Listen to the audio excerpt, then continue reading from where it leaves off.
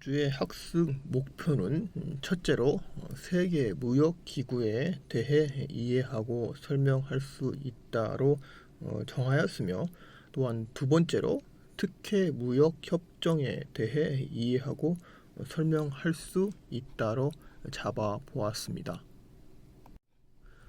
지난주의 내용들을 간략히 정리를 해보면, 첫째로 후진국과 선진국에서의 마케팅 기회를 학습하였고, 두 번째로 국제 수지에 대하여 알아보았으며, 이와 연관된 외국 간에 대한 관리 방법에 대해서도 잠깐 학습하였습니다.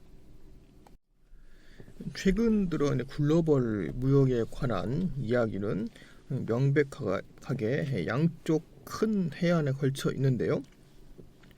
태평양의 동쪽과 서쪽을 바라보면서 미국과 아시아 국가들은 트랜스 퍼시픽 파트너십 TPP로 알려진 자유무역 협정을 진행하려고 하고 있는데요. 이 TPP의 목적은 매우 야심적입니다. 즉, 장기적인 경제 성장으로 이끌 자유무역지대를 형성하는 건데, 태평양의 동쪽과 서쪽을 모두 아우르겠다라는 이야기이고요. 또한 대서양의 동쪽과 서쪽을 바라보면서 미국과 유럽연합은 별도의 자유무역지대에 대해서 논의를 하고 있습니다. 그래서 이와 같이 TPP와 함께 유럽에서는 트랜스 아틀랜틱 트레이드 앤드 인베스트먼트 파트너십이라고 해서 대서양 사회를 놓고 또 다른 자유무역 지구를 협정을 맺기 위해서 현재 많은 이야기들이 진행되고 있습니다. 그래서 이렇게 진행되면은 대서양 양쪽의 경제를 부흥시킬 것으로 보고 있고, 이는 기본적으로는 모두가 다 동의하는 내용입니다. 하지만 그럼에도 불구하고 좀 더 강론으로 들어가면 각 지역, 아시아 지역 또는 미국, EU 각각마다 이 경제 통합을 진행할 수가 없는 여러 가지 장애 요인들이 많이 있는 상황입니다. 세계 2차 세계대전 이후 여러 나라들은 경제적 협력과 통합의 원인을 심화시키는데 큰 관심을 가져왔고, 따라서 협정은 즉 양방향적입니다. 무역협정이라 할 경우에는 양방향, 쌍방의 합의를 통해서 이루어지기 때문에 그런데요. 이러한 무역 협정이 두 개의 국가를 벗어나서 조금 더 넓은 지역으로 확대되기 시작했는데요. 그런 첫 시발점이 EU의 지역 경제 통합으로 볼 수 있겠고, 이 관련 내용들은 이후에 설명을 드리도록 하겠습니다. 그래서 이러한 발전이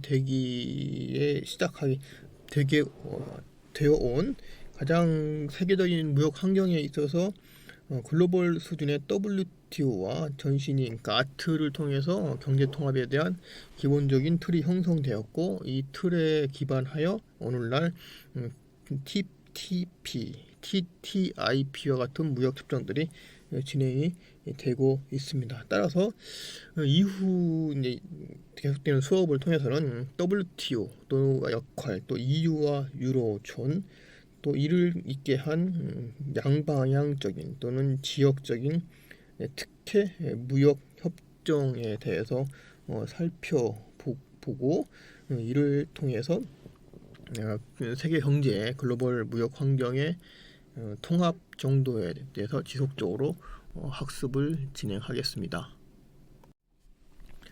WTO와 가트에 관한 설명을 드리겠습니다. 2012년 관세 및 무역에 관한 일반 협정 General Agreement on Tariff and Trade 같은데요. 이게 참여된 지 60년이 된 해입니다. 이는 회원국 간의 무역을 촉진시키기 위해 참여 국가의 정부가 적어도 이론적으로는 합의한 그러한 조약인데요. 가트는 다각적이고 세계 선도적이고자 했고, 실제로 가트의 협상가들은 세계 시장의 무역의 자유화를 하는데 성공하기도 하였습니다. 또한 가트는 지난 반세기에 걸쳐 여러 가지 내용들을 진행을 해 왔는데요. 그렇지만 지난 세기 동안 300여 개의 무역 분쟁을 조정을 하기도 하였습니다. 하지만 그럼에도 불구하고 가트 자체는 집행력이 없고, 즉 이 말은 것은 분쟁에서 진 집단, 분쟁에서 진 국가가 그 결정들을 그냥 무시를 할 수 있었고, 또는 설령 분쟁 조정 위원회를 통해서 분쟁 조정 과정을 간다 하더라도 그 시간이 대단히 오래 걸리기도 했습니다. 이러한 이유로 인해서 여러 비평가들은 가트를 논쟁과 논쟁에 관한 일반 협정이라고 비웃기도 하였습니다. 가트의 뒤를 잇는 세계 무역 기구 WTO 월드 트레이드 오거니제이션은 1995년 1월 1일에 출범을 하였는데요. 제네바에서 시작된 WTO는 150개 회원국 간의 무역 관련 협상을 위한 포럼을 개최합니다. WTO의 중립적인 무역 전문가들은 국제 무역 분쟁에서 중재자 역할을 맡기도 하는데요. WTO 회원국 사이에 불공정한 무역 장벽이나 여러 가지 이슈에 대한 불만을 중재하는 분쟁 조정 기구 Dispute Settlement Body DSB가 있습니다. 그래서 이제 여기를 통해서 60일간 상담한 기간에 분쟁에 연루된 국가들은 신실한 믿을만한 협상을 거쳐 우호적인 해결책을 모색해야 하는데요. 만일 그렇지 못할 경우 불만을 제기한 쪽에서 DSB로 하여금 무역 전문가로 구성된 3명의 패널을 지정해서 비공개 사건 청취를 요구할 수 있습니다. 회의가 소집된 후 패널은 9개월 안에 결정을 내리게 되어 있는데요. 이 DSB는 패널의 제안에 따라 행동을 하게 됩니다. 분쟁에 진 집단은 항소 집단의 사건을 접수할 수가 있는데, 특정 국가의 무역 정책이 WTO의 규정에 어긋나는 사실이 발견되면 적절한 절차를 거쳐 정책을 수정해야 합니다.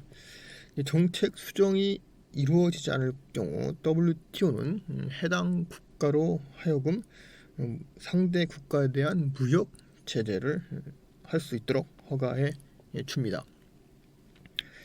WTO 회원국들을 대표하는 무역 관료들은 매년 세계 무역을 발전시키기 위해 모임을 갖고 있는데요. 해외 투자와 농업 보조금 같은 까다로운 문제에 대해 추가적인 주요 정책 사안을 논의할 때마다 과연 WTO가 그에게 부여된 기대치에 미칠 수 있을까 주목을 받게 되는데요. 현재 WTO의 라운드 협상은 2001년에 시작되었다가 2005년에 중단됐고, 현재는 별로 진행된 바가 없습니다. 그 이유인즉슨 각 회원국들, 선진국, 중진국 또는 후진국 각 회원 국가들의 이해가 상충되기 때문에 특정한 이슈에 관하여 모든 국가가 합의에 이를 수 있는 가능성들이 현재 희박하죠. 특정 이슈에 대해서 모두가 합의할 수 있는 문제가 없기 때문에 정작 회의를 진행해봤자 결론이 나지 않는 그러한 상황이 이제 현재까지 진행이 되어 있습니다. 따라서 이와 같은 기존에 기대했던 WTO를 통한 세계 무역의 자율화 또는 공정화가 진전이 더디됨에 따라, 그렇기 때문에 이제는 각 지역들 또는 각 국가별로 자기들이 원하는 국가와 자기들이 필요한 국가와 따로 특혜 무역 협정을 맺는 그런 추세로 전환이 되었고, 우리나라가 이제 그 역할, 그 중심에서 많은 나라들과 WTO를 현재 FTA를 맺고 무역을 진행하고 있는 그러한 상황입니다. 최근에 WTO 제소 현황을 살펴보면 첫째로 미국, 유럽연합, 그리고 캐나다가 중국을 제소한 건데요. 2006년 제소 국가들은 DSB에 중국의 자동차 부품에 대한 수입 관세에 대해 심의를 요청했는데요. 제소 국가들은 중국 정부가 자국 자동차 업체에게 중국에서 생산된 부품을 구입하거나 또는 해외에서 구입할 경우 높은 관세를 지불하도록 요구함으로써 자동차 업체들이, 다른 나라 자동차 업체들이 불이익을 받고 있다라고 주장을 하였는데요. 2008년도에 WTO는 중국이 무역 규정을 침해하였다고 결론을 내었습니다. 또한 이제 브라질이 미국을 제소한 일도 있었는데요. 케이스로 2003년 브라질은 미국이 면화에 지급한 보조금, 미국이 자기 나라에서 생산된 농민들에게 면화 보조금을 지급해서 가격을 하락시켰고, 그로 인해서 브라질과 같은 개발도상국에서 면화를 생산하는 사람들한테 불이익을 주었다라고 하면서 미국을 고소하였습니다. 2004년 DSB는 DSB 최초 농업 부문 보조금에 대한 판결에서 면화에 대한 보조금은 국제 무역 규정을 침해한 거라고 판결을 했는데, 그럼에도 불구하고 미국은 오늘날까지도 계속 면화를 지급하고 있죠. 미국은 WTO에서 얘기를 하면 자기들이 불리하면 그냥 무시하고 갑니다. 또 자기들이 필요할 때는 WTO에 제소를 합니다. 상당히 이중적이죠. 그래서 특히 미국은 말을 안 듣습니다. 현재까지 보면 아직까지 WTO를 해서 우리나라 같은 경우는 이제 약소국이고 상당히 힘이 없기 때문에 상당히 힘들었습니다. 이 시기에 미국은 반대로 자기들이 불리한 판정이 나오면 그냥 무시를 해 왔습니다. 또한 이제 비슷한 예가 또 있는데, 안티구아에서 2003년 안티구아에서 이제 미국이 인터넷 도박을 금지함으로써 국제 무역 협정을 위반하였다는데, 이것은 서비스 무역이죠. 안티구이에 베이스를 둔 사이트, 인터넷 사이트를 뒀는데 그게 미국 안에서 도박을 못하게 막았다, 서비스 무역을 막았다는 얘기인데, 이 역시 WTO는 안티구아에 손을 들어 주었는데 그 이후에는 어찌 되었는지 잘 확인이 안 되고 있습니다.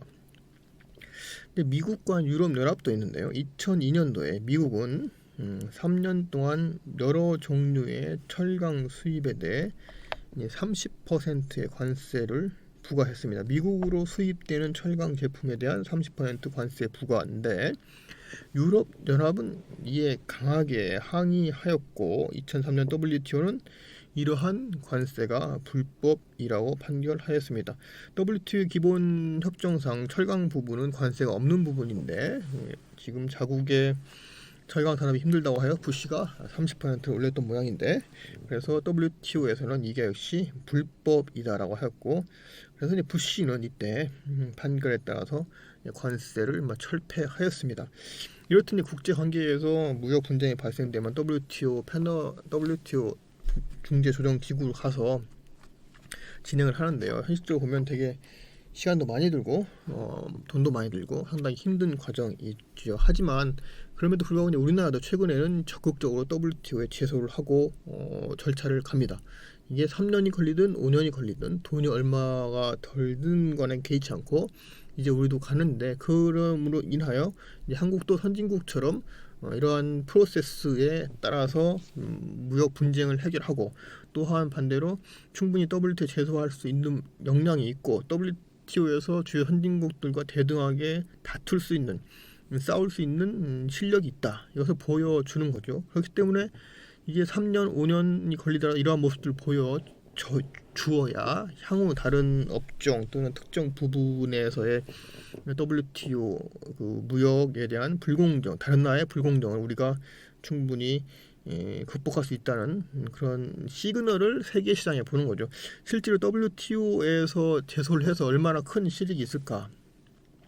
시간도 많이 들고 돈도 많이 들고 그런 상황이지만, 어찌됐든 끝까지 한다. 끝까지 해서 결과를 나오면 일단 명분 싸움에서 미국 너희들의 관세가 잘못된 것이다, EU의 그 행위가 나쁜 것이다 라는 것들을 보여줌으로써 충분히 그 이후에 무역 주도권, 그 논리의 주도권에서 앞설 수 있게 되죠. 그래서 우리도 이제 논리를 세울 수 있는 만큼, 그 논리를 세울 수 있을 만큼의 그 과정을 진행할 수 있을 만큼의 힘이 있다, 능력이 있다라는 것을 이제 보여줄 수 있는 하나의 새로운 장입니다.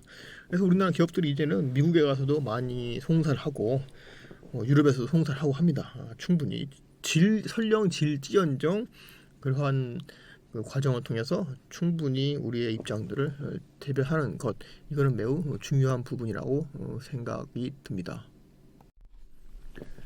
가트 조약은 그 세계의 자유무역을 촉진시키는데 주 목적이 있는데요.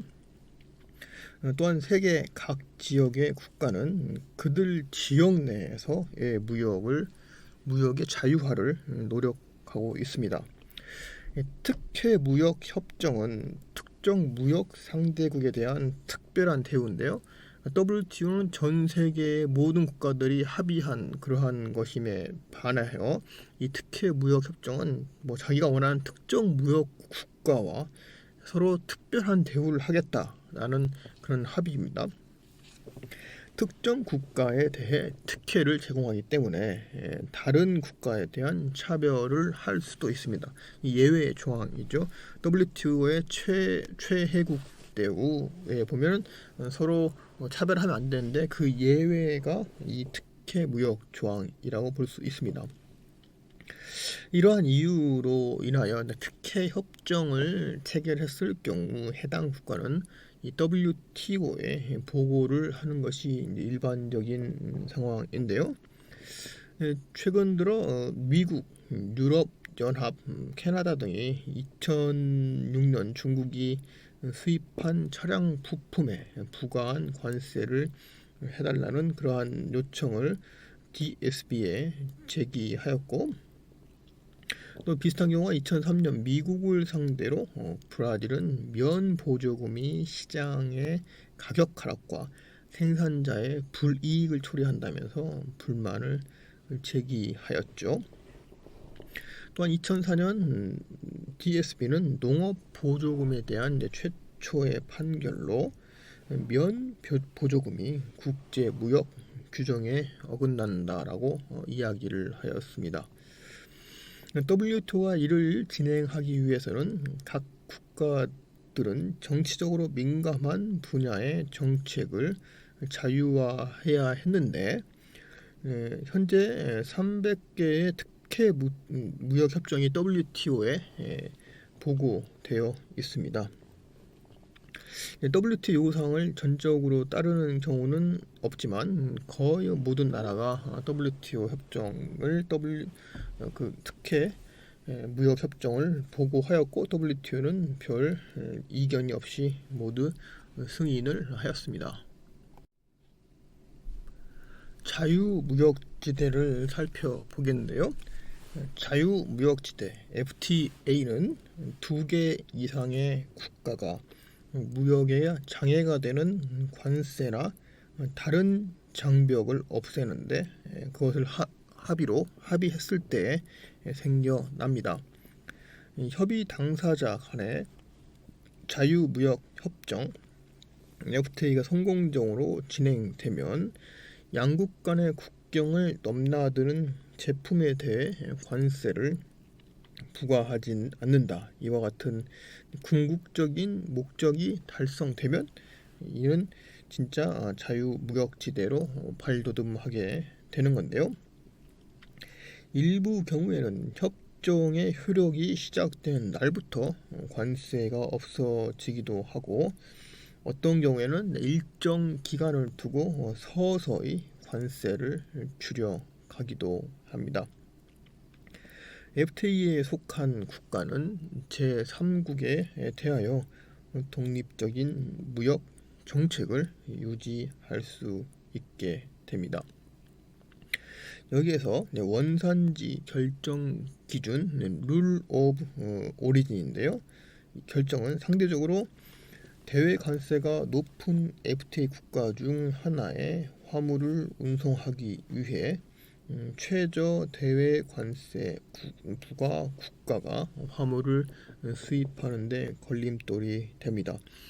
자유무역 협정을 맺는 데 있어서 가장 어려운 부분이 원산지 표시 규정인데 결국은 두 나라 사이에 FTA를 맺었을 경우에 이것을 판별하는 것, 이게 한국산인지 중국산인지를 판별하는 기준이 원산지 규정이기 때문에요.